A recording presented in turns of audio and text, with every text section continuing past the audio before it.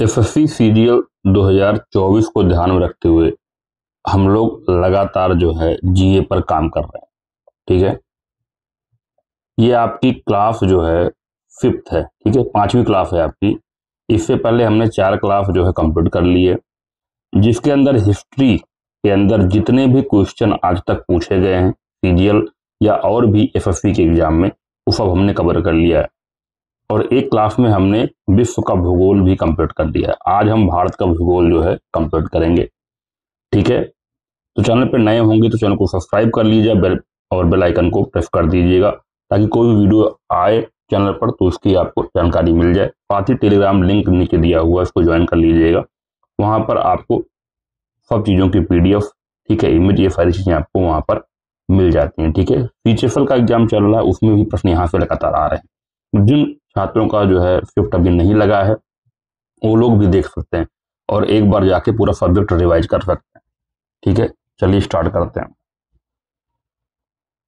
तो पहला है भारत की भौगोलिक स्थिति, जियोग्राफिकल लोकेशन ऑफ इंडिया। ठीक है, कर्क रेखा जो 23.5 डिग्री नॉर्थ है, भारत के किस राज्य पे होकर जाती है? तो छत्तीसगढ़। ठीक है, तो ये वाला पूरा चार्ट अगर आप देखेंगे यहाँ पे, तो ये 0 डिग्री हो गया भूमध्य रेखा। ठीक है, 23.5 डिग्री ये आपकी नॉर्थ हो गई, ये कर्क रेखा हो गई। ठीक है, जो लगभग ऑलमोस्ट भारत के बीचों बीच पे निकलती है।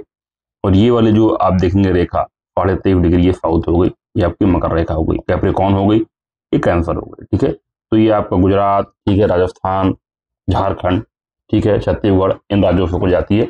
तो पूरा जो चार्ट है आप जीके वाली क्लास में देख सकते हैं, और बाकी पिक्स मैंने टेलीग्राम में शेयर कर दी है, पूरी लिस्ट आपको मिल जाएगी। यानी यहाँ से प्रश्न बनता है, ये थीम जो है महत्वपूर्ण है। ठीक है, भारत के साथ सबसे लंबी सीमा कौन साझा करता है? बांग्लादेश। ठीक है, तो बांग्लादेश जो सबसे लंबी सीमा इसकी लगती है।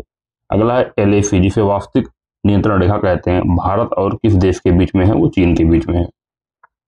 भारतीय राज्य को माझा, दोआब और मालवा क्षेत्रों में बांटता है, कौन है वो? राज्य आपका पंजाब है। ठीक है, भारत पृथ्वी के उत्तरी गोलार्ध में स्थित है, जो मैंने आपको बताया। ठीक है, ये उत्तरी गोलार्ध हो गया, ये आपका दक्षिणी गोलार्ध हो गया। भारत के पश्चिमी बिंदु का नाम क्या है? गौर माता है। भारत का सुदूर पूर्वी बिंदु का नाम क्या है? तिब्बत है। ठीक है, ये पूरा चार्ट आपको मैंने टेलीग्राम में दे दिया है, वहां से रट सकते हैं बिल्कुल भी। ठीक है, और देखिए यहाँ ये थीम बहुत ही महत्वपूर्ण है। ठीक है, क्योंकि प्रश्न इससे लगातार बनता है। अगला है भारतीय राज्य में सूर्योदय सबसे पहले कौन से राज्य में होता है? वो अरुणाचल प्रदेश में होता है। भारत को 4 भूकंप क्षेत्रों, सिस्मिक जोन में विभाजित किया गया है। भारतीय मानक समय जो है वो 82.5 डिग्री पूर्वी देशांतर के अनुरूप है। भारत का क्षेत्रफल लगभग 3.28 लाख वर्ग किलोमीटर है। कुल क्षेत्रफल के संदर्भ में विश्व की सबसे बड़े देशों में भारत का स्थान कौन से नंबर पर है? 7वें नंबर पर। जनसंख्या में 2वें नंबर पर है। और जैसे ही नया आंकड़ा आ जाएगा, भारत पहले नंबर पर आ जाएगा और चीन नंबर 2 पे चला जाएगा, क्योंकि जो यूएनएफपीए का नया डाटा आया है उसके अकॉर्डिंग भारत की आबादी चीन से ज्यादा है। भारत भूमध्य रेखा के जो है उत्तर में स्थित है, मैंने भी आपको मैप के माध्यम से बताया। ठीक है, इसकी ये उत्तर साइड हो गई, ये आपकी दक्षिण साइड हो गई, इसे ईस्ट कहते हैं, इसे वेस्ट कहते हैं। ठीक है, भारतीय मानक समय की गणना जो है मिर्जापुर के घंटाघर क्लॉक टावर से की जाती है। अगला है आपका भारत के सीमावर्ती देश, यानी नेबरिंग कंट्री ऑफ इंडिया। ठीक है, तो 7 जो है देश भारत के साथ अंतर्राष्ट्रीय स्थलीय सीमा बनाते हैं। इसके अलावा जलीय सीमा देखोगे तो श्रीलंका आ जाएगा और मालदीव आ जाएगा। भारत चीन सीमा को 3 सेक्टरों में बांटा गया है। भारत के 9 राज्य और केंद्रशासित प्रदेश उत्तर प्रदेश के सीमावर्ती हैं। एलएसी, जिसे वास्तविक नियंत्रण रेखा कहा जाता है, भारत और चीन के बीच में है। क्षेत्रफल की दृष्टि से भारत का सबसे छोटा पड़ोसी देश कौन सा है? मालदीव है। अफगानिस्तान के साथ भारतीय सीमा की लंबाई कितनी है? 106 किलोमीटर। ठीक है, सबसे कम अफगानिस्तान के साथ ही है। आगे देखते हैं, मैकमोहन रेखा भारत और चीन के बीच में है। कौन सा राज्य है जो उत्तर, दक्षिण और पश्चिम में बांग्लादेश की सीमाओं से घिरा हुआ है? वो त्रिपुरा है। त्रिपुरा को ऐसे देखेंगे तो बांग्लादेश तीनों तरफ से घेर के रखा हुआ है। भारत और भूटान के बीच सीमा जो है 4 भारतीय राज्यों से लगती है। नेपाल देश के बाहर बिहार अपनी सीमा साझा करता है। पूर्व में भारत की सीमा जो है वो म्यांमार और बांग्लादेश से लगती है। गुजरात की सीमा जो है वो आपका पाकिस्तान के साथ लगती है। आगे देखते हैं भारत के प्राकृतिक विभाजन, फिजिकल डिवीजन ऑफ इंडिया और माउंटेन। धनुधर पहाड़ियां कहाँ पर हैं? गुजरात में है। ठीक है, जो आपका पश्चिमी घाट है का उत्तरी भाग फहादरी के नाम से जाना जाता है। अल्लाह या अन्नामलाई की जो पहाड़ियां होती हैं पश्चिम घाट का हिस्सा हैं। शिवराय पहाड़ियां जो है भारत के तमिलनाडु राज्य में पाई जाती हैं। जो खाफी पहाड़ियां हैं ये दक्षिण श्रेणियों में स्थित मासिनराम में विश्व की सर्वाधिक औसत वर्षा होती है। तो ज्यादा बारिश कहाँ होती है, वो मासिनराम में होती है। अगला है दिलवाड़ा और जरगा पर्वत चोटियां, ये राजस्थान में है चोटियां। महादेव पहाड़ियां जो है मुख्य रूप से ये मध्य प्रदेश राज्य में फैली हुई है। अगला है हिमालय पर्वत की सुदूर उत्तरी पर्वतमाला को हम लोग महान हिमालय के नाम से जानते हैं। बामुनी पहाड़ियां जो है ये असम राज्य में फैली हुई हैं। पश्चिमोत्तर, उत्तर और पूर्वोत्तर में तरुण वलित पर्वत भारत को आबद्ध करते हैं। गुजरात राज्य में सतुंजय पहाड़ी स्थित है। हिमालय की सबसे बाहरी पर्वत श्रेणी कौन सी है, शिवालिक पर्वत श्रेणी।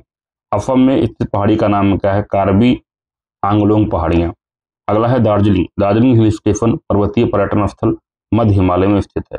अगला है लघु हिमालय और शिवालिक के बीच स्थित घाटियों को क्या कहा जाता है, दून कहा जाता है। हिमाचल हिमालय की एक पर्वत श्रेणी है, इसे हम लोग लघु हिमालय के नाम से भी जानते हैं। आगे देखते हैं, व्हाइट माउंटेन के नाम से भी जाना जाता है धौलागिरी। अरावली पर्वत श्रेणी की सबसे ऊंची चोटी कौन सी है, गुरु शिखर। भारत की सबसे पुरानी पर्वत श्रेणी कौन सी है, अरावली श्रेणी। भारत का प्राचीनतम पर्वतमाला है अरावली। अगला है विश्व का तीसरा सबसे ऊंचा पर्वत कंचनजंगा, जो भारत और नेपाल की सीमाओं को जोड़ता है। आगे देखते हैं, गुवाहाटी शहर में नीलांचल हिल्स हैं। माउंट जोपुनो कहाँ है, सिक्किम राज्य में स्थित है। आंध्र प्रदेश में कौन सी है, नगरी पर्वत श्रृंखला। माउंट गॉडविन ऑस्टिन केटू पर्वत के नाम से भी जाना जाता है। इसकी ऊंचाई है 8,611 मीटर। अगला है नीलगिरी पहाड़ियां पर पूर्वी घाट और पश्चिमी घाट से मिलते हैं, मतलब जहां पे वेस्टर्न घाट और ईस्टर्न घाट मिलते हैं वो कौन सी पहाड़ियां हैं, वो नीलगिरी की पहाड़ियां हैं। लद्दाख जो है ये काराकोरम श्रृंखला और जस्कर पर्वत के बीच में है। हिमालय की ऊंची ऊंची पर्वतमालाओं में घास के विशाल मैदान को हम लोग बुग्याल कहते हैं। क्या कहते हैं, बुग्याल। माउंट एवरेस्ट पर चढ़ाई करने के लिए पर्वतरोहियों को नेपाल जाने की आवश्यकता होती है। अगला है नर्मदा और ताप्ती नदियों के बीच जो है आपकी सतपुड़ा पर्वत श्रेणी स्थित है। अगला है आपका अराकानयोमा। अराकानयोमा हिमालय पर्वत की एक श्रेणी स्थित है, ये म्यांमार में है। तो अराकानयोमा कहाँ है, ये म्यांमार में है। भारत में लद्दाख के सियाचिन क्षेत्र के पास स्थित है केटू पर्वत। ठीक है। कुमायूं हिमालय दो नदियों के बीच स्थित है, सतलज और काली। हिमालय पर्वत श्रृंखला भारत के 10 राज्यों में है। धौलाधर श्रृंखला जो है ये लघु हिमालय श्रेणी का हिस्सा है। पटकाई बूम पहाड़ियां भारत के पूर्वी भाग में आती हैं। बोर्रा गुफाएं भारत के पूर्वी घाट पर अनंतगिरी पहाड़ी पर स्थित है। आगे देखते हैं चोटी। अंडमान और निकोबार द्वीप समूह का सबसे ऊंचा शिखर कौन सा है, फैंडल। हिमालय की कंचनजंगा शिखर की ऊंचाई 8,598 मीटर है। दक्षिण भारत का सबसे ऊंचा शिखर कौन सा है, अनाईमुड़ी। पश्चिम बंगाल की सबसे ऊंची चोटी कौन सी है, संदफू। झारखंड का सबसे ऊंचा शिखर कौन सा है, पारसनाथ। देवमाली जो है ये ओडिशा की सबसे ऊंची पर्वत चोटी है। भारत और नेपाल के बीच में कौन सा पर्वत है, कंचनजंगा पर्वत। हिमाचल प्रदेश राज्य की सबसे ऊंची चोटी का नाम कंगतो है। दुनिया की दूसरी सबसे ऊंची पर्वत चोटी केटू, ये आपका पूर्वी काराकोरम श्रृंखला पर स्थित है। गुरु शिखर पर्वत चोटी जो है ये अरावली पर्वत श्रृंखला पर स्थित है। गुरु शिखर चोटी जो है राजस्थान राज्य में स्थित है। प्रायद्वीपीय भारत की सबसे ऊंची चोटी कौन सी है, अनाईमुड़ी। महेंद्रगिरी जो है ये पूर्वी घाट की सबसे ऊंची चोटी है। अन्नपूर्णा चोटी हिमालय के नेपाल क्षेत्र से आती है। अंडमान और निकोबार द्वीप समूह की एक महत्वपूर्ण पर्वत चोटी माउंट डाइवेलो, ये कहाँ है, ये मध्य अंडमान में है। नंदा देवी चोटी भारत के उत्तराखंड राज्य में स्थित है। भारत में हिमालय की सबसे ऊंची पर्वत चोटी का नाम कंचनजंगा है। याद रखना भारत में बात हो रही है। अगला है पर्वत श्रृंखला की सर्वोच्च चोटियों में से एक महेंद्रगिरी चोटी, ये पूर्वी घाट में आती है। सतपुड़ा श्रेणी की सबसे ऊंची चोटी कौन सी है, धूपगढ़। अगला है राज्य में हिमालय की सामान्य दिशा दक्षिण पश्चिम से उत्तर पूर्व तक है, ये अरुणाचल प्रदेश राज्य की। महाराष्ट्र की सबसे ऊंची पर्वत चोटी का नाम कलसुबाई शिखर है। बात करते हैं पठार यानी प्लेटू की। दक्कन का पठार जो है वो नर्मदा नदी के दक्षिण में स्थित है। अगला है मेघालय राज्य या मेघालय पठार गारो हिल्स, खासी हिल्स और जयंतिया हिल्स में उपविभाजित है, जिसका नाम इस क्षेत्र में रहने वाली जनजातीय समूहों के नाम पर रखा गया है। दक्कन का पठार एक त्रिकोणीय आकार का पठार है और उत्तर में सतपुड़ा पर्वत श्रेणी से घिरा हुआ है। दक्कन के पठार के पूर्वी और दक्षिणी भाग में कम वर्षा वाले क्षेत्रों में क्रिस्टलीय आग्नेय चट्टानों पर लाल मिट्टी विकसित होती है। वह पठार जिसमें पश्चिम और पूर्व दोनों ओर बहने वाली जल निकास प्रणाली है, वो है आपका मालवा का पठार। दुनिया की छत के रूप में हम लोग तिब्बत को जानते हैं। बात करते हैं घाटी की। निम्न हिमालय और शिवालिकों के बीच स्थित अनुदैर्घ्य घाटी को दून घाटी कहते हैं। अगला है युमथांग घाटी, कहाँ पर है? ये सिक्किम राज्य में है। एशिया की सबसे बड़ी घाटी डांग घाटी है। पर्यटक स्थल अरकू घाटी दक्षिण भारत के विशाखापट्टनम शहर के निकट स्थित है। गंडीकोटा घाटी, जिसे भारत की बृहत घाटी ग्रैंड कैनियन ऑफ इंडिया भी कहा जाता है, ये आंध्र प्रदेश में स्थित है। दर्रे की बात करते हैं। बनिहाल दर्रा जो है ये पीर पंजाल श्रेणी में स्थित है। मनाली को लाहौल स्पीति घाटी से जोड़ने वाली सुरंग का नाम क्या है? अटल रोड सुरंग। भारत के हिमाचल प्रदेश के लाहौल और स्पीति घाटियों को जोड़ता है रोहतांग दर्रा। उत्तराखंड में स्थित है आपका मंगफा धुरा दर्रा। भारत और चीन के बीच स्थित एक पहाड़ी दर्रा है काराकोरम दर्रा। 2832 मीटर की अधिकतम ऊंचाई पर पीर पंजाल श्रेणी में स्थित एक पर्वतीय दर्रा जो केंद्र शासित प्रदेश जम्मू और कश्मीर में कश्मीर घाटी को बाहरी हिमालय और दक्षिण में मैदानी इलाकों से जोड़ता है, उसका नाम है बनिहाल दर्रा। बनिहाल दर्रा को जम्मू और श्रीनगर को जोड़ने वाली गेटवे के रूप में भी जाना जाता है। भारत, म्यांमार, चीन के बीच त्रिकोणीय जंक्शन दिफू दर्रा मैकमोहन सीमा रेखा पर है। पालघाट दर्रा जो है वो तमिलनाडु और केरल राज्य को जोड़ता है। दिफू दर्रा या पास भारत, चीन और म्यांमार के त्रिजंक्शन पर स्थित है। खारदुंग ला पास जो है ये लद्दाख पर्वत श्रृंखला में आता है। फोटूला दर्रा हिमालय की जास्कर पर्वत श्रेणी में आता है। सिक्किम को चीन से जोड़ता है नाथुला दर्रा। उत्तराखंड में तीर्थ यात्रियों द्वारा कैलाश मानसरोवर यात्रा के लिए प्रयोग किया जाता है लिपुलेख दर्रे का। ठीक है, मोलिंगला दर्रा जो है उत्तराखंड और तिब्बत को जोड़ता है और गंगोत्री के उत्तर में है। तवांग और लहासा को जोड़ने वाले दर्रे का नाम है बुमला दर्रा। उत्तर में नीलगिरी और दक्षिण में अन्नामलाई पहाड़ियों के बीच में पालघाट दर्रा आता है। बोमडिला दर्रा जो है ये अरुणाचल प्रदेश राज्य में स्थित है। नीलगिरी पहाड़ियों के दक्षिण छोर पर स्थित दर्रे को हम लोग पलक्कड़ की खाई कहते हैं। दक्कन पास जो है ये दक्षिण अंडमान और छोटा अंडमान के बीच में है। पश्चिमी घाटों का प्रमुख अंतराल जो है ये पालघाट में स्थित है। भारत की तट रेखा देखेंगे, coast line of India. Mumbai से गोवा के बीच भारत के पश्चिमी तट के विस्तार को हम लोग कोंकण तट के रूप में जानते हैं। जल संधि या जल डमरू मध्य ग्रेट निकोबार द्वीप और इंडोनेशिया के सुमात्रा द्वीप के बीच स्थित है ग्रैंड जल संधि।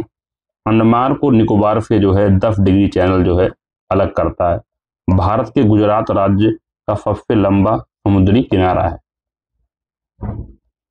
वर्कला, चौवारा, चौकाड और नत्तिका ये जो है केरल राज्य में समुद्री तट हैं। भारत में सबसे लंबा समुद्र तट यानी जिसे हम लोग सी बीच कहते हैं, ये मरीना बीच है। भारत के राज्य एवं केंद्र शासित प्रदेश। क्षेत्रफल की दृष्टि से भारत का सबसे छोटा केंद्र शासित प्रदेश लक्षद्वीप है। कवरत्ती केंद्र शासित प्रदेश जो है ये लक्षद्वीप की राजधानी है। भारतीय राज्य त्रिपुरा उत्तर, पश्चिम और दक्षिण में बांग्लादेश से घिरा है। भारत के उत्तर प्रदेश राज्य में सबसे अधिक जिले हैं। नवनिर्मित केंद्र शासित प्रदेश लद्दाख के साथ 2 भारतीय राज्य केंद्र शासित प्रदेशों की सीमा लगती है। नागालैंड को अलग राज्य के रूप में बनाया गया था 1963 में। राजधानी है उत्तराखंड की। रायपुर भारतीय राज्य छत्तीसगढ़ की राजधानी है। रांची भारतीय राज्य झारखंड की राजधानी है। तेलंगाना राज्य की राजधानी हैदराबाद है। केंद्र शासित प्रदेश चंडीगढ़ संयुक्त रूप से 2 राज्यों की राजधानी के रूप में कार्य करता है। भारत में राज्य हैं 28। भारत में केंद्र शासित प्रदेश हैं 8। भारत का सबसे बड़ा केंद्र शासित प्रदेश है अंडमान और निकोबार द्वीप समूह। लक्षद्वीप समूह का 10वां भाग मिनिकॉय है। गोवा राज्य का कुल क्षेत्रफल 3502 स्क्वायर किलोमीटर है। असम राज्य की सीमा उत्तर में भूटान और अरुणाचल प्रदेश से, पूर्व में नागालैंड और मिजोरम, दक्षिण में मेघालय, त्रिपुरा, मिजोरम, बांग्लादेश, पश्चिम में पश्चिम बंगाल के साथ लगती है। असम राज्य की सीमा त्रिपुरा से लगती है। गोवा में एक समुद्र तट है, उसका नाम है पालोलेम। रामेश्वर शहर जो ये तमिलनाडु राज्य में स्थित है। झीलों की बात करते हैं। भारत की सबसे बड़ी मीठे पानी की झील उलर झील है। चिल्का झील एक खारे पानी का एक जलाशय है, लैगून है, जो उड़ीसा राज्य के पुरी, खुर्दा और गंजाम जिलों में फैला हुआ है। आंध्र प्रदेश और तमिलनाडु की सीमा पर स्थित झील का नाम क्या है? पुलिकट झील। भारत की सबसे बड़ी झील कौन है? वेबनाड झील। श्रीनगर के आभूषण के नाम से भी जाना जाता है डल झील को। सूर्यधार झील जो है ये उत्तराखंड में है। वह खारे पानी की झील लैगून कहलाती है, जो सैंड बार और स्पिट की मदद से समुद्र से अलग होती है। कोल्लेरू झील जो है ये आंध्र प्रदेश में है और त्सोगमो झील जो है ये सिक्किम में है। अगला है पुकेदे झील जो है ये केरल में है। भूसी झील जो है ये महाराष्ट्र में है। एशिया की सबसे बड़ी खारे पानी की झील चिल्का झील है। लोकटक झील जो है ये मणिपुर राज्य में है। रेणुका झील जो है ये हिमाचल प्रदेश में है। सतलुज नदी का उद्गम स्थल जो है वो राकसताल या राक्षसताल भी कहते हैं। सांभर झील जो है ये राजस्थान में है। चिल्का झील जो भारत की सबसे बड़ी खारे पानी की झील है, ये उड़ीसा राज्य में है। केरल में स्थित झील का नाम वेम्बनाड है। दक्षिण भारत की एकमात्र गोखुर ऑक्सबो झील का नाम क्या है? चालकुडी झील। ये केरल राज्य में है।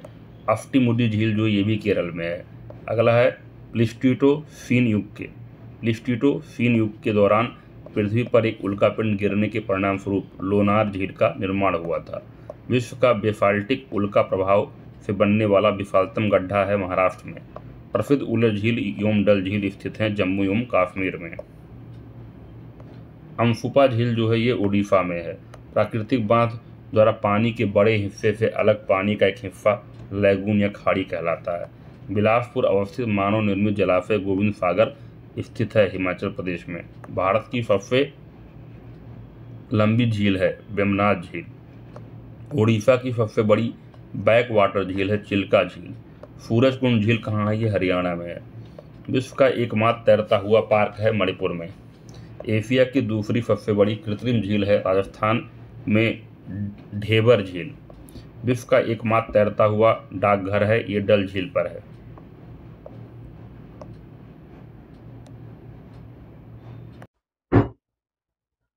जलप्रपात वाटरफॉल्स। हुंडरू जलप्रपात कहाँ है? सुवर्णरेखा पर है।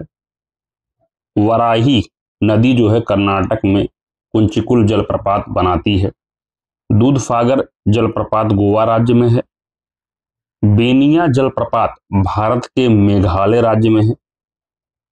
जोग जलप्रपात ये कर्नाटक राज्य में है। शरावती नदी जोग जलप्रपात सृजित करती है, जिसे गरफोप्पा जलप्रपात भी कहा जाता है।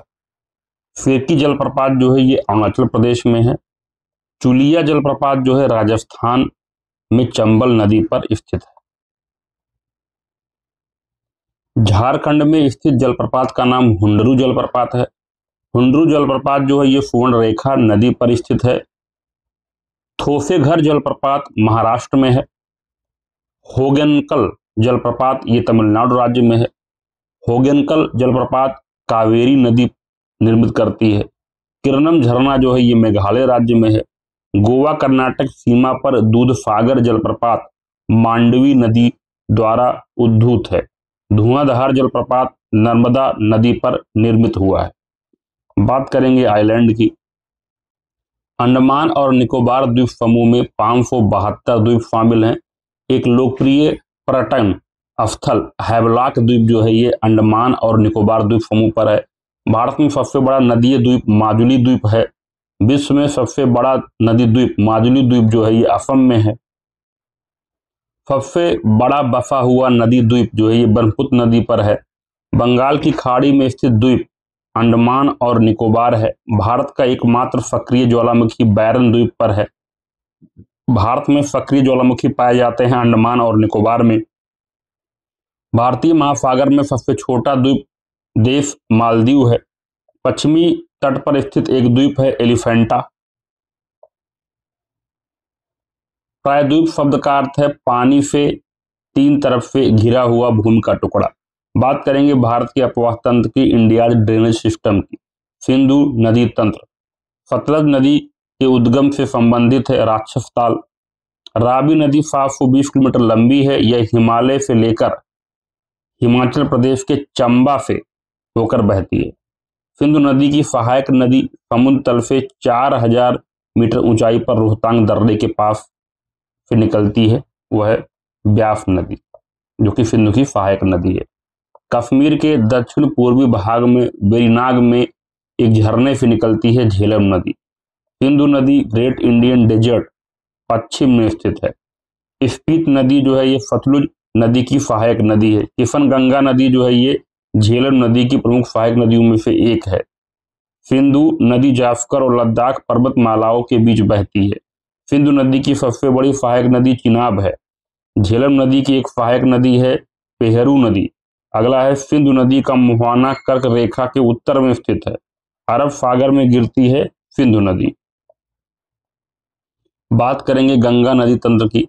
भागीरथी नदी की प्रमुख सहायक नदी झीलांगना है।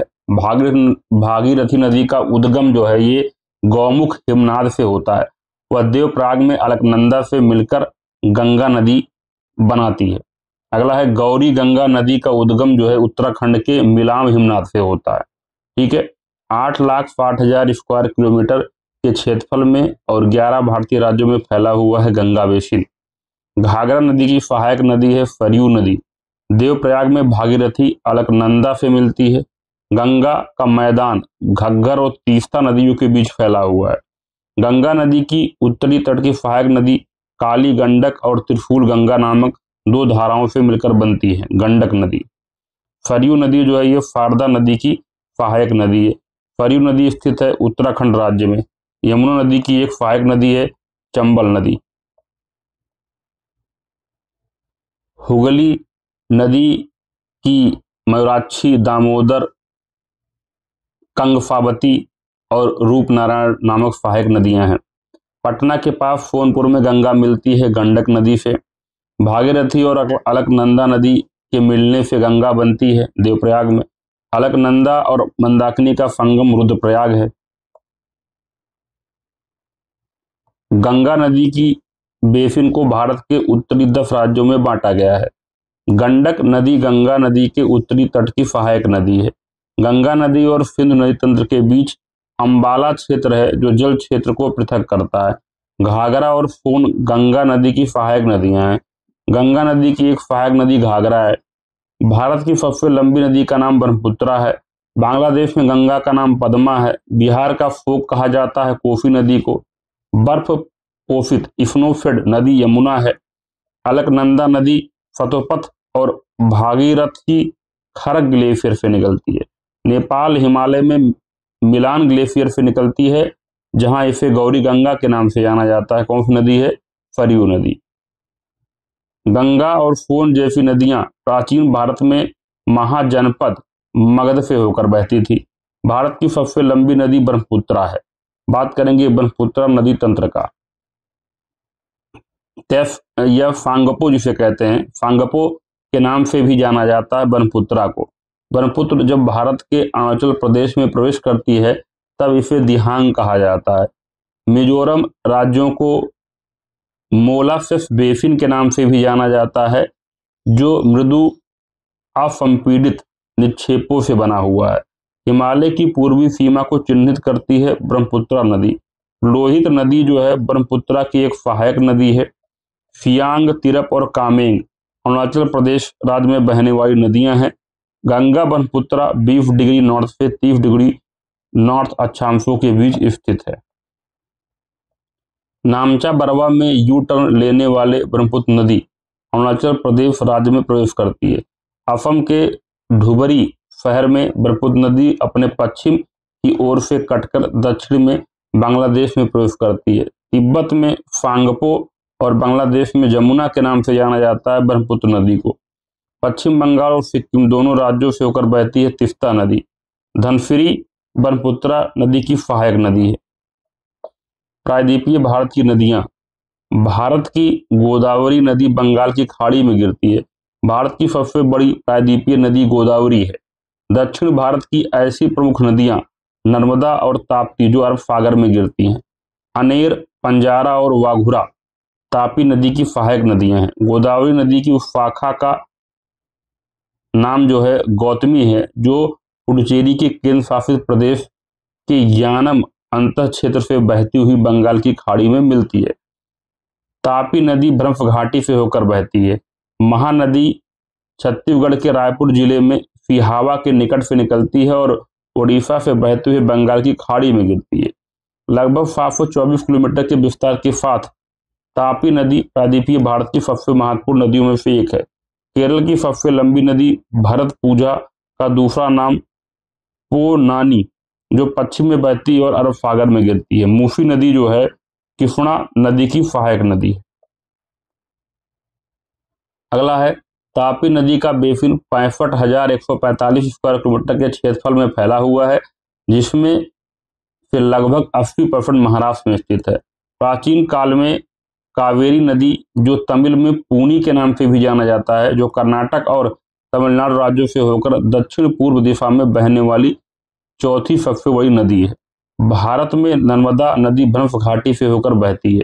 कृष्णा नदी का उद्गम स्थल सह्याद्री श्रृंखला है। नर्मदा नदी मध्य प्रदेश में अमरकंटक की पहाड़ियों से निकलती है।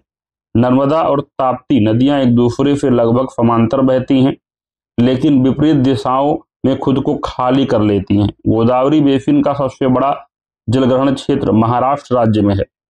गोदावरी बेसिन का लगभग 50% भाग महाराष्ट्र में स्थित है। महानदी नदी बंगाल की खाड़ी में गिरती है। वर्धा नदी गोदावरी नदी प्रणाली की महत्वपूर्ण नदियों में से एक है।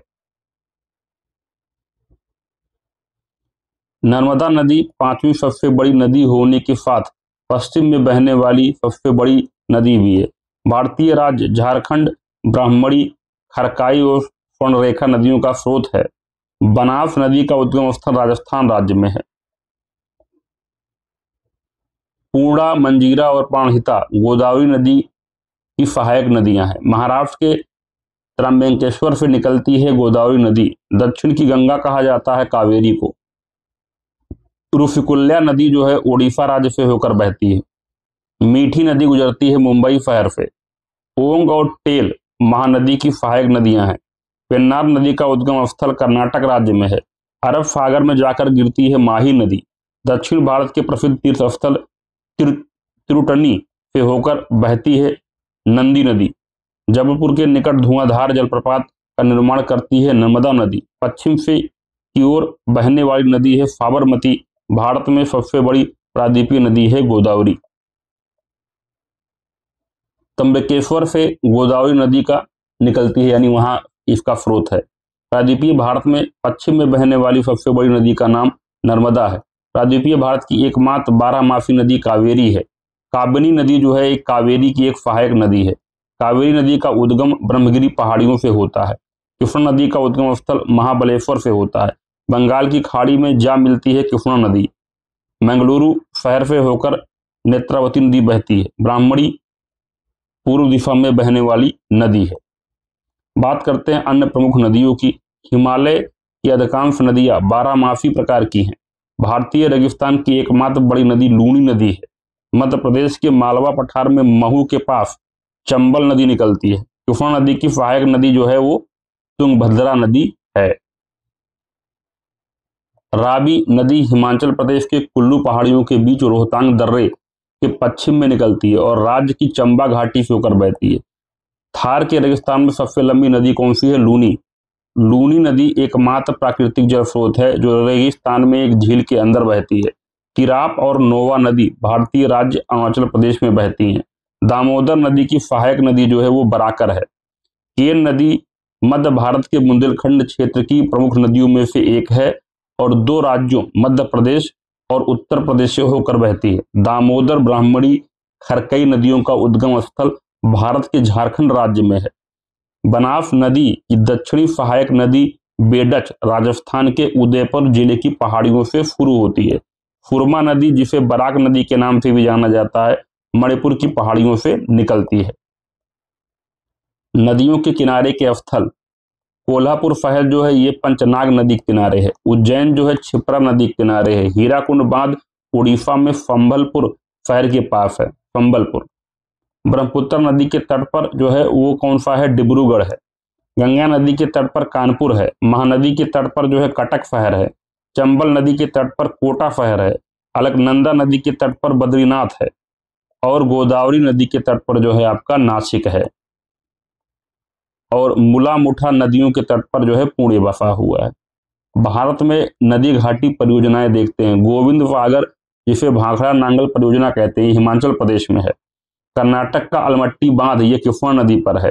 चंबल परियोजना के संयुक्त उद्यम में कौन से राज्य आते हैं, राजस्थान और मध्य प्रदेश। मध्य प्रदेश में कौन सा बांध है, तवा बांध है।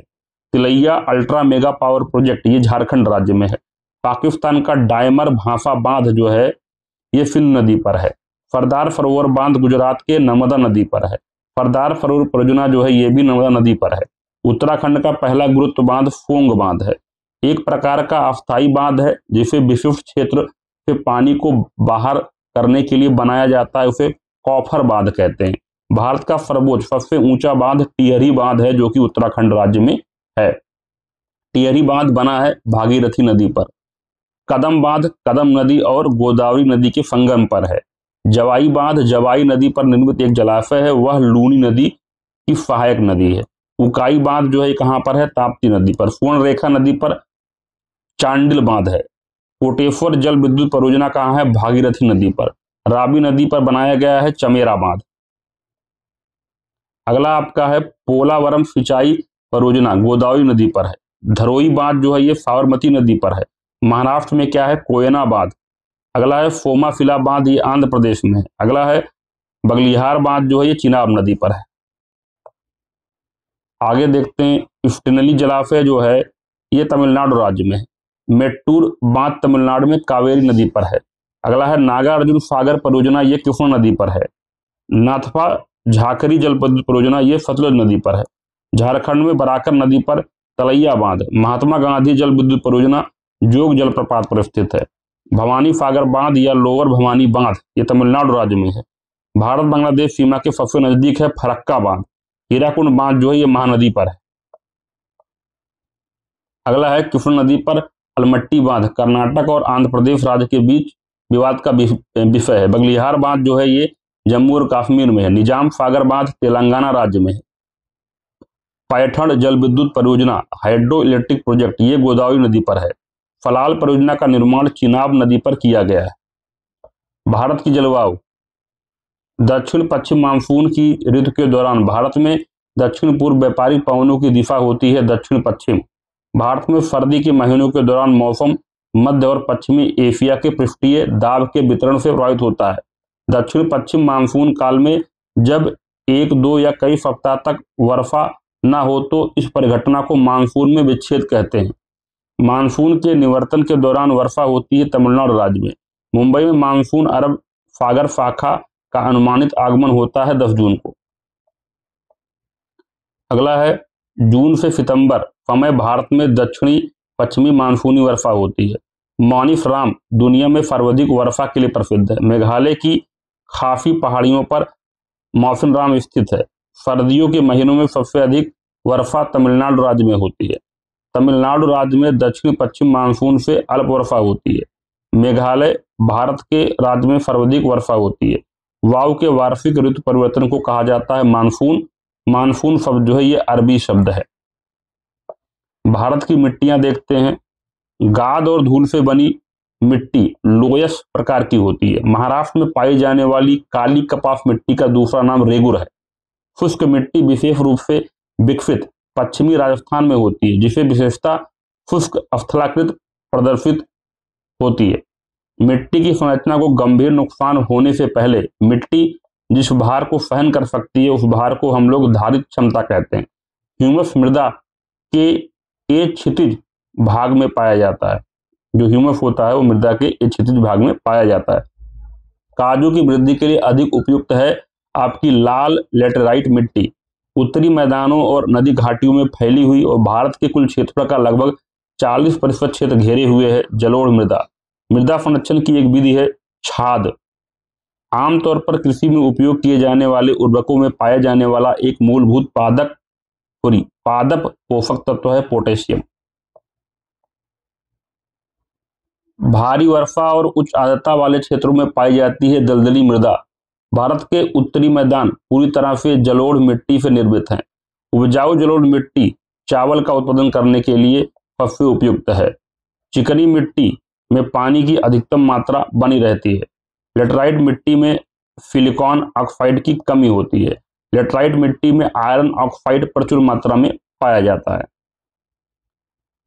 चाय और कॉफी जो है ये लेटराइट मिट्टी में उगाई जाती है। तमिलनाडु, आंध्र प्रदेश और केरल में पाई जाने वाली लाल लेटराइट मिट्टी काजू जैसी फसलों के लिए सबसे उपयुक्त है। मिट्टी को उपजाऊ बनाता है खनिजों और कार्बनिक पदार्थों का सही मिश्रण। मिट्टी की अम्लीय प्रकृति हाइड्रोजन की उच्च सांद्रता द्वारा दर्शाई जाती है।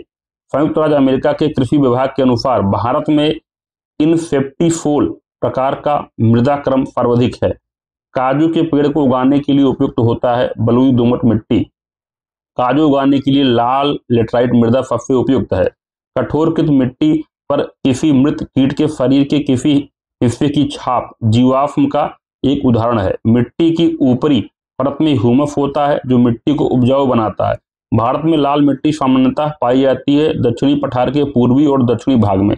भारत के पूर्वी और पश्चिमी तटों में पाई जाने वाली मिट्टी कछार है। अगला है उत्तरी मैदानों के खादर क्षेत्र सर्वाधिक उपजाऊ हैं। महानदी और गोदावरी की समृद्ध डेल्टाएं जलोढ़ मिट्टी में पाई जाती हैं। उत्तरी भारतीय मैदानों की दलदली पट्टी को तराई के नाम से जाना जाता है। मृदा में लवणीकरण अधिक सिंचाई के कारण होता है। लीचिंग जो है मिट्टी की ऊपरी परत में स्थित रसायनों का पानी में घुले होने के कारण मिट्टी की निचली परतों में या भूजल में होने वाला संचालन है। खारी मिट्टी को ऊफर मिट्टी के नाम से भी जाना जाता है। आर्द्र भूमि कृषि के लिए फसल उपयुक्त है वह आपका चावल, फसल नहीं फसल सॉरी, आर्द्र भूमि कृषि के लिए जो फसल है वो चावल जो है बहुत अच्छी फसल मानी जाती है। अगला है कृषि सूखा। इसे भूमि आर्द्रता सूखा भी कहा जाता है। मिट्टी में आर्द्रता की कमी के कारण फसलें मुरझा जाती हैं। लाल मिट्टी के लाल रंग होने का कारण क्या है? क्रिस्टलीय और मेटामॉर्फिक चट्टानों में लोहे की व्याप्ति। भारत की वन वनस्पतियां। भारत में महोगनी, रोजवुड और सिनकोना के पेड़ पाए जाते हैं। उष्णकटिबंधीय सदाबहार वन। भारत में सनोवर यानी सिल्वर फर, हापुसा जिसे हम जूनिपर्स कहते हैं, देवदार, पाइन, भोज वृक्ष जिसे बर्च कहते हैं, ये पर्वतीय वन है। ठीक है। भारत और बांग्लादेश के सुंदर वन में पाए जाने वाली मैंग्रोव वृक्ष की सुंदरी प्रजाति को वैज्ञानिक रूप से हेरिटियरा फॉर्म्स के रूप में जाना जाता है। हिमालय के गिरिपाद पर पाए जाने वाले वन को हम लोग पर्णपाती वन कहते हैं। भारत में जो है ताड़, नारियल, केवड़ा, एंगार मैंग्रोव वन में सामान्यतः पाए जाने वाले वृक्ष हैं। प्राचीन भारतीय पांडुलिपियां आमतौर पर ताड़ पत्रों पर या हिमालय पे उगने वाले भोज वृक्ष के पेड़ की छाल पर लिखी जाती थी। कांटेदार झाड़ियों के शुष्क क्षेत्रों में कांटों के रूप में कैक्टस वनस्पति राजस्थान राज्य में पाई जाती है। आर्द्र पर्णपाती वनों की मुख्य प्रजाति है चंदन। चंदन की लकड़ी भारत में उष्णकटिबंधीय पर्णपाती वनों में पाई जाती है। कोरिंगा एक सुंदर मैंग्रोव वन है जहां गोदावरी बंगाल की खाड़ी में अप्रवाही जल में मिलती है। भारत के आंध्र प्रदेश, तेलंगाना राज्यों में नल्ला माला वन श्रृंखला स्थित है। भारत के जिन क्षेत्रों में 70 सेंटीमीटर से कम वर्षा होती है वहां झाड़ियों और छोटे झाड़ झंखाड़ों वाले उष्णकटिबंधीय वन पाए जाते हैं। क्षेत्रफल की दृष्टि से भारत में मध्य प्रदेश राज्य में सबसे अधिक वन क्षेत्र है। भारत के उष्णकटिबंधीय पर्णपाती वनों में पाए जाने वाले पेड़ों की सबसे प्रमुख प्रजाति सागौन का पेड़ है। भारत का पश्चिमी घाट उष्णकटिबंधीय सदाबहार वन से ढका हुआ है। उष्णकटिबंधीय पर्वतीय वन भारत में दक्षिण पश्चिमी घाटों में पाए जाते हैं। इस प्रकार के वनों को हम लोग शोला वन के रूप में जाना जाता है। सुंदरी वृक्ष मुख्य रूप से पश्चिम बंगाल राज्य में पाए जाते हैं। पेड़ों की प्रसिद्ध प्रजाति सुंदरी मैंग्रोव वन में पाई जाती है। भारत के सर्वाधिक क्षेत्र को उष्णकटिबंधीय पर्णपाती वन आवृत करते हैं। उष्णकटिबंधीय पतझड़ी पौधा है। जो दक्कन के पठार की विशेषता है वो है आपका चंदन। बात करते हैं भारतीय कृषि और पशुपालन की। पंजाब जो है आपका हरित क्रांति पैकेज की पहली लहर यहीं पे चली थी। हस्तांतरित कृषि जो है असम में झूम के रूप में जाना जाता है। सामान्य रूप से कम श्रम पूंजी के साथ बड़े बड़े खेतों में कृषि को हम लोग विस्तृत खेती कहते हैं। हस्तांतरित खेती को बरिंगा के नाम से भी जाना जाता है उड़ीसा राज्य में। चावल जो फसल है खरीफ फसल का एक उदाहरण है। तो रबी और खरीफ दोनों की जो फसल है उसकी चार्ट आपको टेलीग्राम में मिल जाएगा। बंगाल का सुनहरा रेशा गोल्डन फाइबर कहा जाता है जूट को। मई 2022 तक भारत में चीनी का सबसे बड़ा उत्पादक राज्य महाराष्ट्र। भारत में हरित क्रांति आई थी 1960 से 70 के दशक में। भारत की हरित क्रांति में उच्च उपज वाली किस्म के बीजों ने एक अहम भूमिका निभाई थी। भारतीय कृषि में हरित क्रांति का अर्थ है खाद्यान्नों के उत्पादन में असाधारण वृद्धि। भारत में हरित क्रांति का नेतृत्व किया था एम.एस. स्वामीनाथन ने। भारत में जायद के मौसम में फसल उगाई जाती थी खीरा। खरीफ की फसल वर्षा के मौसम में उगाई जाती है। भारत में बाबा बुदन पहाड़ियों पर कॉफी की खेती की शुरुआत की गई थी। बात करते हैं क्रॉप्स की फसलों की। भारत और बांग्लादेश जूट के प्रमुख उत्पादक हैं। खरीफ की फसल को भोजन और चारे दोनों के रूप में इस्तेमाल किया जाता है। मक्का आदिम जीविका कृषि की विशेषता है जो है कर्तन और दहन। हस्तांतरित कृषि को भारत के ओडिशा राज्य में ब्रिंगा के नाम से जाना जाता है। अनाज यानी धान्य वाली अधिकांश फसलों के लिए लगभग 50% आहार जल पदचिह्न, ठीक है, डाइटरी वाटर फुटप्रिंट की आवश्यकता होती है। उत्तर भारत में खरीफ की फसल और दक्षिण भारत में रबी की फसल तिल है। प्रारंभ में यमन से भारत में लाई गई कॉफी की एक प्रसिद्ध किस्म का नाम अरेबिका है। कॉफी का सबसे बड़ा उत्पादक कर्नाटक राज्य है। चावल फसल भारत के दक्षिणी राज्यों में पूरे साल उगाई जाती है। सूरजमुखी की खेती में अग्रणी कौन सा है? कर्नाटक राज्य है। भारत में हरित क्रांति के दौरान खेती की आधुनिक तकनीकों को आजमाने वाला पहला राज्य पंजाब था। भारत में हरित क्रांति का जनक कहा जाता है नॉर्मन बोरलॉग को। हरित क्रांति का सर्वाधिक प्रभाव देखा गया था गेहूं में। हस्तांतरित कृषि को हम लोग स्लैश और बर्न के नाम से भी जानते हैं। खेती के आदिम और पारंपरिक निर्वाह खेती को हम लोग स्लैश एंड बर्न कृषि कहा जाता है। पूर्वोत्तर भारत में हस्तांतरित कृषि को हम लोग झूम के नाम से जानते हैं। भारत में जायद के मौसम में तरबूज खरबूज आदि का उत्पादन किया जाता है। चावल की उपज के लिए हम लोग उच्च तापमान उच्च आर्द्रता और वर्षा की आवश्यकता होती है। मूंगफली जो ये खरीफ की फसल है। गन्ना जो है फसल उत्पादन के लिए प्रति हेक्टेयर अधिकतम पानी की आवश्यकता होती है। विभाजन के दौरान भारत का जूट उत्पादन का एक बड़ा भूभाग पाकिस्तान के हिस्से में चला गया। बागान फसल की श्रेणी में आता है कॉफी और जायद ऋतु की एक फसल है कद्दू। अगला है भारत में पीली क्रांति जुड़ी है तिलहन से। जूट को हम लोग गोल्डन फाइबर के रूप में भी जानते हैं। अंगूर की खेती और कटाई को कहा जाता है विटीकल्चर। अगला है गेहूं फसल करनाल बंट रोग से संबंधित है, मतलब गेहूं में करनाल बंट रोग लगता है। बाजरे की एक किस्म है RJ 171। कृषि के संदर्भ में बरानी शब्द का अर्थ है वर्षा प्रधान खेती। अगला है कुर्ग क्षेत्र ने अपने संतरों के उत्पादन के लिए भौगोलिक संकेतक यानी ज्योग्राफिकल इंडिकेशन प्राप्त किया। भारत में इलायची का सबसे बड़ा उत्पादक राज्य केरल है। पेड़ों की कतारों के बीच फसलें उगाने को कहा जाता है कृषि वानिकी।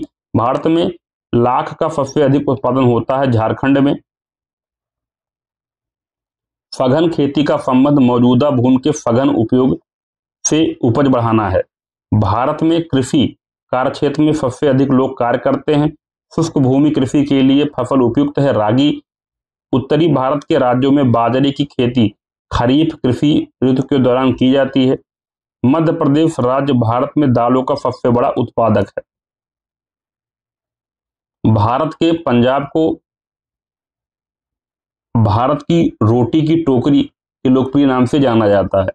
खेती योग्य बंजर भूमि ऐसी भूमि है जो 5 से अधिक सालों से ऊपर यानी आकृषित पड़ी है और सुधार कार्यों के माध्यम से उसे सुधारने के बाद खेती के काम में जो है लाया जा सकता है। नीली क्रांति के जनक के रूप में आप हीरालाल चौधरी को जानते हैं। सिल्वर फाइबर क्रांति जो है कपास से संबंधित है। एशिया का सबसे बड़ा थोक मसाला बाजार दिल्ली में स्थित है। दालचीनी मसाला मूलतः श्रीलंका का है। पोथर्ब खेती जो है ये आपका ओलेरी कल्चर से संबंधित है। मुख्य रूप से दक्षिण भारत में उत्पादित कॉफी बीज बीन्स की एक किस्म है अरेबिका। बात करेंगे हम लोग सिंचाई की। पौधों की सिंचाई के लिए टपक यानी ड्रिप सिंचाई तकनीक के अंतर्गत फकरी नलिकाओं का उपयोग किया जाता है, जिससे पानी सीधे पौधों की जड़ों तक पहुंचता है। भारत की सबसे बड़ी सिंचाई नहर इंदिरा गांधी नहर है। पंजाब, हरियाणा, राजस्थान और तमिलनाडु राज्यों में भूमिगत जल का उपयोग बहुत अधिक है। सर्वाधिक संख्या में ट्यूबवेल्स पाए जाते हैं भारत में। कुओं और नलकूपों के बाद भारत में सिंचाई का सबसे बड़ा साधन क्या है? नहरें हैं। बांस की टपक सिंचाई व्यवस्था बहुत लंबे समय से प्रयोग की जाती है मेघालय में। बात करेंगे पशुपालन एनिमल हस्बेंड्री की। बन्नी नस्ल की भैंस मुख्य रूप से पाली जाती है गुजरात में। श्वेत क्रांति संबंधित है दुग्ध उत्पादन से। मूंगा सिल्क भारत के असम राज्य से संबंधित है। भारत में खनिज संसाधन और उद्योग, ठीक है। छत्तीसगढ़ स्थित अमरकंटक पठार में आपका बॉक्साइट खनिज का प्रचुर भंडार मिलता है। भारतीय खान ब्यूरो 2020 के अनुसार भारत के बिहार और राजस्थान दो राज्यों में स्वर्ण अयस्क के सर्वाधिक भंडार हैं। गुआ और नोवामंडी खदानें भारत के झारखंड राज्य में स्थित हैं। कोलार फील्ड जो है भारत के कर्नाटक राज्य में स्थित है। अगला है कैल्साइट अवसादी खनिज, जिसे सभी लोग नमक के रूप में जानते हैं। आमतौर पर ऐसी शुष्क जलवायु में बनता है जहां समुद्र का पानी वाष्पित हो जाता है। लिग्नाइट के भंडार मुख्यतः तमिलनाडु के नवेली में स्थित हैं। छत्तीसगढ़ की बैलाडीला पर्वत श्रेणी जो है ये लौह अयस्क खनिज के लिए प्रसिद्ध है। भारत का छोटा नागपुर क्षेत्र खनिज का भंडार है। कुंद्रेमुख की खानें ये कर्नाटक में है। कोरापुट जिले में पंचपतमाली भंडार जो है बॉक्साइट खनिज का भंडार है। भारत के ओडिशा राज्य में एल्युमिनियम प्रगलन संयंत्रों की संख्या सबसे अधिक है। कोयले के सबसे अधिक भंडार जो है झारखंड में है। नाहर कटिया क्षेत्र जो है ये तेल क्षेत्र है जो कि असम राज्य में है। खेतड़ी कॉपर बेल्ट जो है ये आपका राजस्थान में है। हीरे का उत्पादन करने वाला भारत का एकमात्र राज्य मध्य प्रदेश है। भारत में सोने के भंडार कर्नाटक राज्य में है। Tata iron and steel TISCO की स्थापना 1907 में हुई थी। भारत का सबसे बड़ा बिटुमिनस कोयले का क्षेत्र केरल में समुद्री तट की रेत में भरपूर मात्रा में पाया जाता है थोरियम। झारखंड राज्य का जादूगुड़ा नामक स्थान यूरेनियम के खनन के लिए जाना जाता है। भारत में तृतीय कोयला असम, अरुणाचल प्रदेश, नागालैंड और मेघालय में पाया जाता है। क्रोमाइट का मुख्य उत्पादक उड़ीसा राज्य है। भारत में भूवैज्ञानिक सर्वे यानी GSI के अनुसार भारत के अरुणाचल प्रदेश राज्य में ग्रेफाइट का अधिक भंडार है। कोयला भंडार सबसे अधिक समृद्ध है दामोदर घाटी में।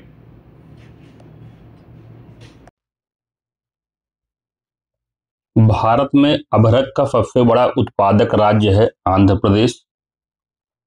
ओडिशा की बादाम पहाड़ खानों में खनन किया जा रहा है हेमेटाइट का।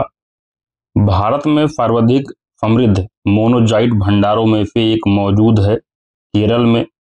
झरिया और चंदपुरा कोयला क्षेत्र इस राज्य में अवस्थित हैं झारखंड में। बात करेंगे उद्योगों की।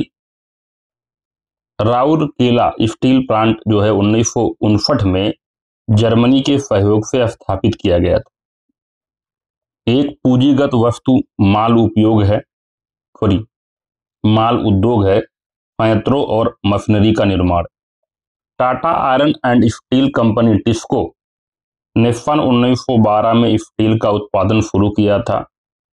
Telephone, cellular telecom, pager, telephone exchange और रडार उदाहरण है सूचना प्रौद्योगिकी एवं इलेक्ट्रॉनिक्स उद्योग का। 18वीं शताब्दी में ब्रिटेन में सूती कपड़ा उद्योग के विकास का परिणाम हुआ। भारत में कपड़ा उत्पादन में गिरावट। हिंदुस्तान पेट्रोलियम कॉर्पोरेशन लिमिटेड की विशाखापट्टनम स्थित तेल रिफाइनरी की क्षमता 8.3 मिलियन मीट्रिक टन प्रतिवर्ष है। भारत में सबसे पुराना एल्युमिनियम रिफाइनरी संयंत्र है मुरी एल्युमिनियम संयंत्र। IISCO Indian iron and steel company ने अपना पहला कारखाना स्थापित किया था हीरापुर में। राउरकेला स्टील प्लांट जर्मनी के सहयोग से भारत के ओडिशा राज्य में स्थापित किया गया था। हिंदुस्तान कॉपर लिमिटेड एचपीएल की स्थापना वर्ष 1967 में हुई थी। लौह एवं इस्पात उद्योग का सर्वाधिक संकेंद्रण छोटा नागपुर पठार क्षेत्र में है। भारत में पहली जूट मिल स्थापित की गई थी रिफरा में। भारत में सार्वजनिक क्षेत्र का पहला एकीकृत इस्पात संयंत्र राउरकेला इस्पात संयंत्र है। भारत के छोटा नागपुर पठार क्षेत्र में अधिकांश लोहा तथा इस्पात उद्योग संकेंद्रित है। भारत में दूसरा सर्वाधिक महत्वपूर्ण धातुकर्म उद्योग एल्युमिनियम है। भारत की सबसे लंबी एलपीजी पाइपलाइन जामनगर से लूनी तक है। नालको और बाल्को नाम जुड़े हैं एल्युमिनियम उद्योग से। भारत के उत्तर प्रदेश राज्य के खुर्जा मिट्टी के बर्तन से संबंधित है। बोकारो में इस्पात संयंत्र सोवियत संघ के सहयोग से बनाया गया था। दोरबजी टाटा द्वारा Tata iron and steel company TISCO की स्थापना 1907 में की गई थी।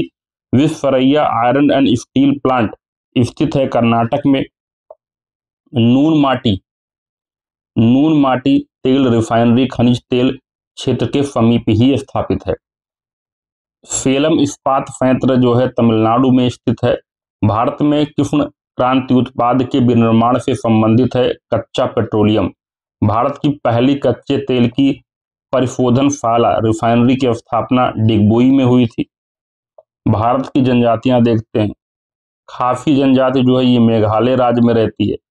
भूटिया जनजाति सिक्किम की है। बायोपा जो है अरुणाचल प्रदेश की जनजातियों की एक पारंपरिक पगड़ी हेडगियर है। अरुणाचल प्रदेश राज्य में आपका नईसी जनजाति का संबंध है, वहां पाई जाती है। चेचुस अनुसूचित जनजाति भारत के तेलंगाना राज्य में पाई जाती है। भारत में परिवहन देखते हैं। पहले स्थल परिवहन की बात करेंगे। पूर्व पश्चिम गलियारा जो स्वर्णिम चतुर्भुज महाराज मार्ग का एक हिस्सा है, भारत के सिलचर और पोरबंदर शहरों को जोड़ता है। भारतीय राष्ट्रीय राजमार्ग प्राधिकरण एनएचएआई ने अपना कार्य आरंभ किया वर्ष 1995 में। भारत के 4 बड़े मेट्रो शहरों दिल्ली, मुंबई, चेन्नई, कोलकाता को जोड़ता है स्वर्णिम चतुर्भुज। 1995 में भूतल परिवहन मंत्रालय के तहत स्वायत्त निकाय का संचालन किया गया था भारतीय राष्ट्रीय राजमार्ग प्राधिकरण एनएचएआई द्वारा। नई दिल्ली उत्तर रेल मंडल का मुख्यालय है। राष्ट्रीय राजमार्ग 7 फाजिक्का को माड़ा से जोड़ता है। एक तरफ श्रीनगर, दूसरी तरफ कारगिल और लेह के बीच जोजिला एक महत्वपूर्ण सड़क संपर्क है। वह मार्ग जिसका नाम बदलकर अटल सुरंग रखा गया रोहतांग दर्रे से होकर गुजरता है। भारत में सबसे ऊंचाई पर स्थित रेलवे स्टेशन पश्चिम बंगाल राज्य में स्थित है। भूपेन हजारिका सेतु असम को अरुणाचल प्रदेश राज्य से जोड़ता है।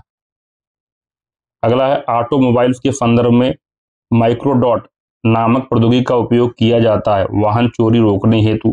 भारत की सबसे लंबी रेल सुरंग है पीर पंजाल। भारतीय रेलवे के आगामी दक्षिण तटीय रेलवे क्षेत्र का प्रस्तावित मुख्यालय स्थित है विशाखापट्टनम में। विश्व की प्रथम अल्ट्रा फास्ट हाइपर लूप परियोजना पर काम करने के लिए तैयार है महाराष्ट्र। भारत का पहला रेल विश्वविद्यालय बडोदरा गुजरात में खोला गया। Chhatrapati Shivaji terminus station Frederick William Stevens के द्वारा डिजाइन किया गया था। भारत की पर्वतीय रेल 5 रेलवे लाइनें हैं जिन्हें भारत के पहाड़ों में बनाया गया है। भारत का सबसे लंबा राष्ट्रीय महामार्ग NH-44 hill station Matheran Maharashtra राज्य में स्थित है। माथेरान नामक हिल स्टेशन स्थित है महाराष्ट्र में। भारतीय रेलवे कोच फैक्ट्री कपूरथला शहर में स्थित है। दक्षिण पश्चिम रेलवे का मुख्यालय हुबली में स्थित है। राष्ट्रीय राजमार्ग NH-44 के निर्माण के लिए 7 राष्ट्रीय राजमार्गों को आपस में मिलाया गया था। भारत का सबसे लंबा राष्ट्रीय राजमार्ग 44, राष्ट्रीय राजमार्ग 66 NH-66 को पहले NH-17 के नाम से जाना जाता था। बात करते हैं जल परिवहन की। राष्ट्रीय जलमार्ग 99 तमिलनाडु में स्थित है। भारत का प्राकृतिक बंदरगाह मुंबई बंदरगाह। उद्योग मंडल नहर राष्ट्रीय जलमार्ग 3 का हिस्सा है। 31 अक्टूबर 2022 तक भारत में 200 गैर प्रमुख छोटे पत्तन हैं। हल्दिया से प्रयागराज तक राष्ट्रीय जलमार्ग 1 है। भारत में स्थल से घिरा सबसे गहरा और अच्छी तरह से संरक्षित बंदरगाह विशाखापट्टनम बंदरगाह है। भारत के पश्चिमी तट के प्राकृतिक बंदरगाह स्थित है मर्मागांव। पश्चिम बंगाल में फाल्टा एक्सपोर्ट प्रोसेसिंग जोन ईपीजेड की स्थापना की गई थी। परिवहन का सबसे सस्ता साधन जलमार्ग है। भारत का दक्षिणतम बंदरगाह स्थित है तमिलनाडु राज्य में। पाकिस्तान का सबसे व्यस्त समुद्री बंदरगाह है कराची बंदरगाह। भारत के बंदरगाह आधारित विकास को बढ़ावा देने के उद्देश्य से आधारभूत संरचना विकास परियोजना को सागरमाला नाम दिया गया है। भारत का सबसे बड़ा container port Jawaharlal Nehru port है। कांडला बंदरगाह स्थित है गुजरात राज्य में। ब्रिटिश ईस्ट इंडिया कंपनी द्वारा निर्मित भारत के सबसे पुराने संचालित बंदरगाह ऑपरेटिंग पोर्ट हैं कोलकाता बंदरगाह। आगे देखते हैं, कांडला बंदरगाह का नाम परिवर्तित करके दीनदयाल बंदरगाह रखा गया। भारत के पूर्वी तट पर स्थित बंदरगाह का नाम कामराज बंदरगाह है। जोरी बंदरगाह है आपका कांडला बंदरगाह। इसके बाद गुजरात राज्य में हजीरा बंदरगाह स्थित है। भारत के नौगम्य अंतर्देशीय जलमार्ग की अनुमानित लंबाई 14,500 किलोमीटर है। बात करते हैं वायु परिवहन की। चंडीगढ़ अंतर्राष्ट्रीय हवाई अड्डे का नाम बदलकर शहीद भगत सिंह अंतर्राष्ट्रीय हवाई अड्डा कर दिया गया। वर्ष 2022 के अनुसार इंदिरा गांधी अंतर्राष्ट्रीय हवाई अड्डा दिल्ली पर सबसे अधिक यात्रियों और विमानों की आवाजाही थी। अमृतसर में स्थित है श्री गुरु रामदास जी अंतर्राष्ट्रीय हवाई अड्डा। नवंबर 2022 में प्रधानमंत्री नरेंद्र मोदी की अध्यक्षता में केंद्रीय मंत्रिमंडल ने होलोंगी ईटानगर में ग्रीनफील्ड हवाई अड्डे के नामकरण को डोनी पोलो हवाई अड्डे के रूप में मंजूरी दी गई। भारत में 17 अंतर्राष्ट्रीय हवाई अड्डे हैं। बेलगाम हवाई अड्डा जो है ये कर्नाटक राज्य में स्थित है। छोटे शहरों और कस्बों को देश के हवाई मानचित्र पर लाकर क्षेत्रीय संयोजकता कनेक्टिविटी को बढ़ावा देने की योजना का संक्षिप्त नाम क्या है? उड़ान। बात करते हैं परमाणु एवं विद्युत ऊर्जा की। भारत सरकार ने विद्युत मंत्रालय के अनुसार भारत का सबसे बड़ा ऊर्जा स्रोत जो है मार्च 2023 तक वो कोयला है। प्रसिद्ध Hirakud captive thermal power plant ये ओडिशा राज्य में है। कुडनकुलम नागरिक परमाणु ऊर्जा संयंत्र का निर्माण भारत द्वारा रूस के सहयोग से किया गया था। एनटीपीसी एक केंद्रीय लोक क्षेत्र उद्यम है जो विद्युत क्षेत्र से संबंधित है। भारत में विद्युत उत्पादन में सबसे बड़ी हिस्सेदारी थर्मल ऊर्जा की है। भारत में विद्युत उत्पादन संयंत्रों को चलाने में कोयला ईंधन का सर्वाधिक योगदान है। कोयला, प्राकृतिक गैस और पेट्रोलियम का प्रयोग करके ऊष्मीय विद्युत पैदा की जाती है। हिमाचल प्रदेश के मणिकर्ण में गर्म झरनों की प्राकृतिक ऊर्जा का स्रोत भूतापीय ऊर्जा है। जल विद्युत केंद्र में टरबाइन पानी के बहने से चलती है। भारत का पहला स्वदेशी परमाणु संयंत्र स्थित है कलपक्कम में। प्रमुख अनुसंधान केंद्र देखते हैं। भारत और एशिया का पहला डॉल्फिन अनुसंधान केंद्र ये पटना में है। दक्षिण गंगोत्री जो है अंटार्कटिका में स्थित स्वचालित स्टेशन है। अंटार्कटिका के उस पहले अनुसंधान केंद्र का नाम जो भारत सरकार द्वारा निर्मित है दक्षिण गंगोत्री अंटार्कटिका क्षेत्र में स्थित एक भारतीय अनुसंधान केंद्र है मैत्री। भाषा देखते हैं लैंग्वेज। भारत के पड़ोसी देश बांग्लादेश की आधिकारिक भाषा बंगाली है। आपका कादर मुदूर आपका एरावलन, ठीक है। मुख्य रूप से तमिलनाडु राज्य में जनजातियों द्वारा बोली जाने वाली भाषाएं हैं। तुरही, मांडेली, किंथाली ये हिमाचल प्रदेश राज्य में बोली जाने वाली भाषाएं हैं। निफी, अप्तानी, बोकार जैसी भाषाएं व्यापक रूप से अरुणाचल प्रदेश में बोली जाती हैं। नेपाली भाषा मुख्य रूप से सिक्किम में बोली जाती है और बोडो भाषा मुख्य रूप से असम में बोली जाती है। बात करते हैं पर्यटन स्थल की। भारत का सबसे ऊंचाई पर स्थित पर्वतीय स्थल कौन सा है? लेह है। प्रसिद्ध पर्यटन स्थल पंबन द्वीप जो है ये तमिलनाडु राज्य में है।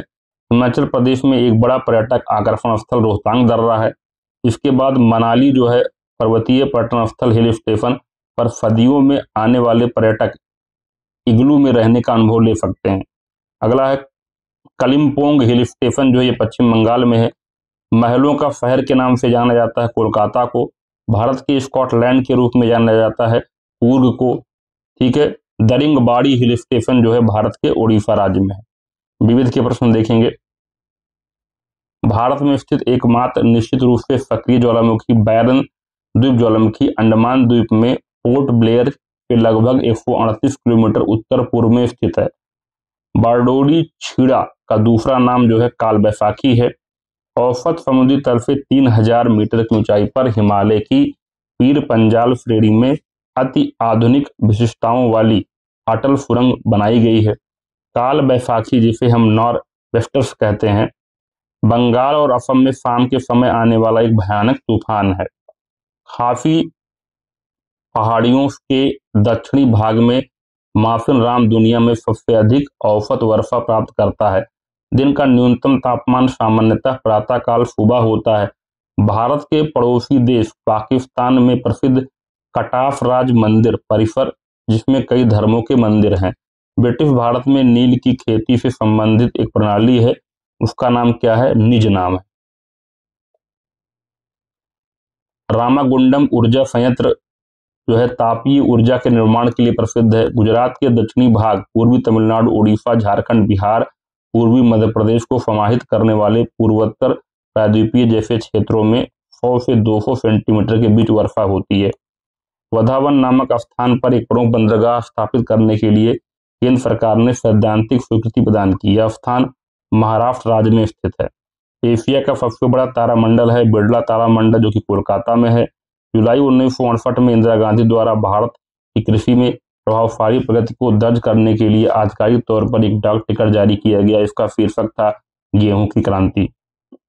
भावनगर शहर में दुनिया का पहला सीएनजी पोर्ट टर्मिनल विकसित किया जाएगा। भारत के योजना आयोग द्वारा 15 कृषि जलवायु क्षेत्रों एसीजेड को अभिलक्षित किया गया है। भारत की भौतिक विशेषताओं के संदर्भ में कयाल होता है पश्च जल। विश्व का सबसे ऊंचाई के संदर्भ में सैन्य अड्डा है भारत में। भारत का दैनिक मौसम मानचित्र तैयार तथा छापा प्रिंट जाता है पुणे शहर में। गुरु जल हैवी वाटर का निर्माण होता है ट्राम्बे मुंबई में।